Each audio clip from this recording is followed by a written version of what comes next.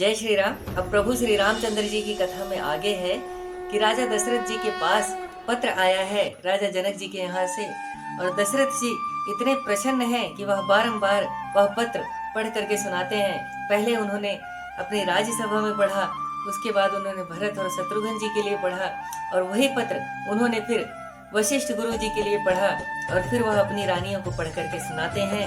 और उसकी कथा अब कैसे है वह सुनिए कि राजा सब निवास बोलाई, जनक पत्रिका बाँची सुनाई। सुन संदेश सकल हरसानी, अपर कथा सब भूप बखानी। राजा ने सारे रनिवास को बुलाकर और जनक जी की चिट्ठी बाँचकर सबको सुना दी। संदेश सुनकर सब रानियां प्रसन्न हुई। राजा ने सब कथा ब्यौरेवार कही जो दूतों ने कह सुनाई थी। जो राजा जनक जी के यहाँ से दूत आकर के जिन्होंने बताया था कि प्रभु श्री रामचंद्र जी ने धनुष को तोड़ा है और हमने उनको कैसे पहचाना, वह सब जो बताया था वह सब राजा दशरथ जी ने फिर से रानियों को कह सुनाया। प्रेम प्रफुल्लित राजहि रानी, मनो सिखिन सुनि बारिद बानी। मुदित आशीष देहि गुर नारी, अति आनंद मगन महतारी। रानियां प्रेम से प्रफुल्लित हो ऐसे सुशोभित हुई जैसे मोरनी मेघों की गर्जना सुनकर मग्न हो जाती है। गुरुओं की स्त्रियां प्रसन्न होकर आशीर्वाद देने लगी। माताएं अत्यंत प्रेम में मग्न हो गई हैं। लेहि परस्पर अति प्रिय पाती, हृदय लगाई जुड़ा वही छाती।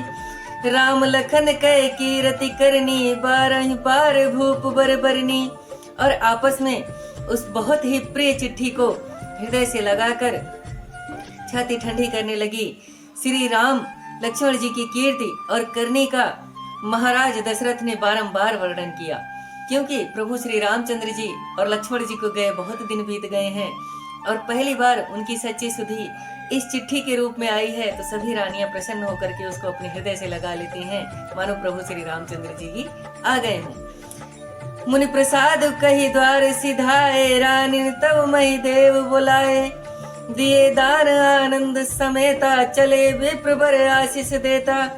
यह सब मुनि की कृपा है, ऐसा कहकर वे बाहर चले गए। राजा दशरथ जी ने सारी कथा कह सुनाई रानियों को, और यह भी कहा कि यह सब मुनि की कृपा है जो विश्वामित्र जी उनको लिवा करके गए हैं। ऐसा कहकर के बाहर चले गए।